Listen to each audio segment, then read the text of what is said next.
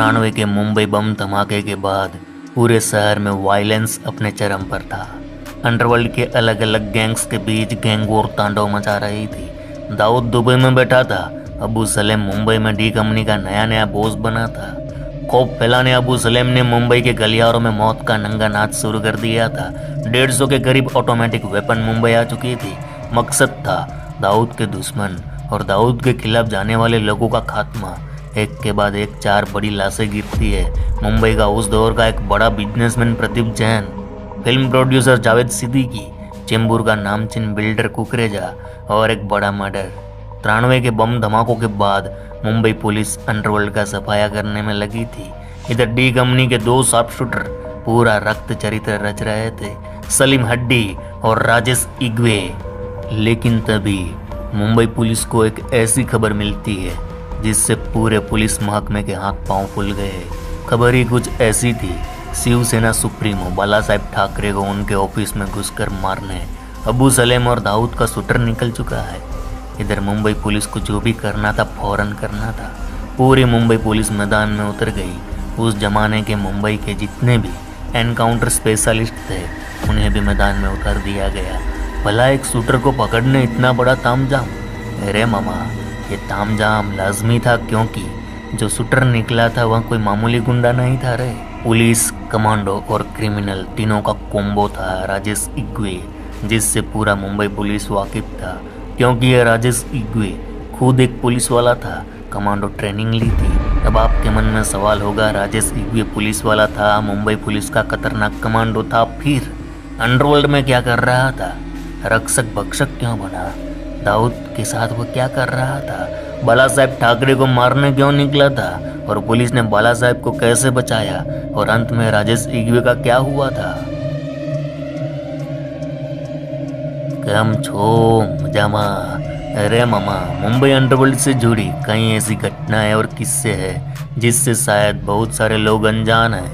हम 90 के दशक की जब मुंबई में बम धमाके हुए, तब इसमें अंडरवर्ल्ड खासकर डी कंपनी और दाऊद के सिंडिकेट का एक बड़ा रोल सामने आया।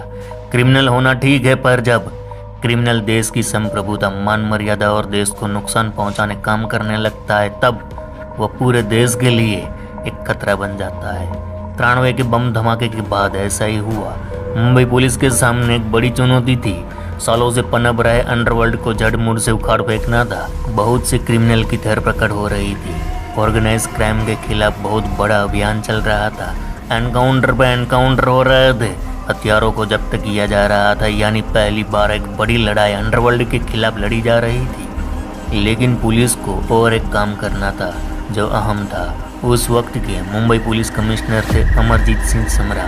उन्होंने ऐसे पुलिस वालों की एक लिस्ट बनवाई जो खाते खाकी का थे, लेकिन जी हुजूरी करते थे अपराधियों की। करीब 18 पुलिस वालों की एक लिस्ट बनाई गई जिनके लिंक अंडरवर्ल्ड से थे। कमिश्नर ने इन 18 पुलिस वालों को हमेशा के लिए नौकरी से डिसमिस कर दिया। इन 18 पुलिस वालों में एक नाम था राजेश इग्वे। अब 18 पुलिस वाले बेरोजगार हो गए, लेकिन इग्वे को इससे कोई फर्क नहीं पड़ा। अब इसको कोई फर्क क्यों नहीं पड़ा, ये जानना है तो पहले ये कहानी सुन लो। राजेश इग्वे एक रसूखदार फैमिली से बिलोंग करता था। खूब मेहनत कर मुंबई पुलिस में भर्ती हुआ। जब नौकरी ज्वाइन करी तो उसके अंदर ईमानदारी का भूत सवार था। इस दौरान उसने कमांडो की ट्रेनिंग भी ली, लेकिन कुछ साल नौकरी करते करते उसे दारू की लत लग गई। इसी दौरान क्रिमिनल एक्टिविटी से जुड़े कुछ लोग उसके दोस्त बने जो इग्वे को मुफ्त में महंगी दारू पिलाते। बदले में इग्वे खाकी का रौब जमा कर उसके काम कर देता। ये सिलसिला बढ़ता ही गया। धीरे धीरे उसके कनेक्शन अंडरवर्ल्ड से बढ़ने लगे। दाऊद गैंग, राजन गैंग, गौली गैंग, अमर नाइक जैसे मुंबई के बड़े बड़े गिरोह से उसके नज़दीकी संबंध बढ़ चुके थे। पैसे लेकर उनके इनलीगल कामों पर पर्दा डाल देता या फिर उनके लिए लोगों को डराता धमकाता। यही नहीं, थाने में भी उसकी दादागिरी बढ़ने लगी। सीनियर अफसरों से उसके लड़ाई झगड़े होने लगे और जब 93 के बम धमाके के बाद और नौकरी से डिसमिस हुआ तो उसने अंडरवर्ल्ड का रुख किया। यह वह दौर था जब पूरे मुंबई में अबू सलेम ने कोहराम मचाया हुआ था। वह दाऊद के दिए गए टास्क को बखूबी निभाकर दाऊद के और करीब जाना चाहता था। उस वक्त अबू सलेम का एक खास शूटर हुआ करता था, सलीम हड्डी। अब राजेश इग्वे अबू सलेम की टोली में शामिल हो चुका था। गैंग ज्वाइन करने के बाद सलीम हड्डी और राजेश इग्वे की जोड़ी जमी। बीते 2 सालों में इन दोनों ने कई बड़े बड़े हाई प्रोफाइल मर्डर को अंजाम दिया। प्रदीप जैन को उसके ऑफिस में घुसकर बेरहमी से मौत के घाट उतार दिया गया। फिर चेंबूर के नामचीन बिल्डर कुकरेजा को उसके इलाके में घुसकर दिन दहाड़े मारा। जावेद सिद्दीकी बॉलीवुड का जाना माना प्रोड्यूसर, दरअसल अनीता अयूब जो पाकिस्तानी थी और बॉलीवुड में बतौर हीरोइन काम कर रही थी, इस अनीता अयूब और दाऊद के बीच चक्कर चल रहा था। जब जावेद सिद्दीकी ने अनीता को अपनी फिल्म में लेने से इनकार कर दिया तो दाऊद ने सिद्दीकी को मरवा दिया। सिद्दीकी को गोलियां मारने वाला भी राजेश इग्वे ही था। 1995 आते आते राजेश इग्वे पूरे मुंबई में खौफ का दूसरा नाम बन चुका था। बिल्डर, डॉक्टर, बिजनेसमैन से लेकर हर अमीर शख्स के जहन में एक डर फैल गया कि दाऊद गैंग में कोई नया शूटर आया है जो गोलियां मारता है तो गिनती तक भूल जाता है और इतनी बेरहमी से गोलियां मारता है कि यमराज भी कांप उठे। आलम यह था कि मुंबई अंडरवर्ल्ड में यह बात फैल गई कि डी कंपनी में कोई खूंखार शूटर आया है। इधर मुंबई पुलिस अंडरवर्ल्ड की गंदी नाली को साफ करने में लगी थी, लेकिन राजेश इग्वे के बारे में आम पुलिस भी अनजान थी, क्योंकि वह खुद एक पुलिस वाला था। वह बखूबी जानता था कि वारदात करने के बाद सबूत कैसे मिटाए जाते हैं। अगर पुलिस क्रिमिनल को अरेस्ट करने निकलती है तो कहाँ कहाँ ढूंढने जाएगी। इन सारी बातों के चलते वह पुलिस की रडार से कहीं दूर रहता। वारदात को अंजाम देने के बाद वह पुलिस कॉलोनी में ही छिप जाता। एनीवे, 93 के बम धमाके के बाद मुंबई अंडरवर्ल्ड में 2 ऑर्गेनाइज सिंडिकेट का उदय होता है।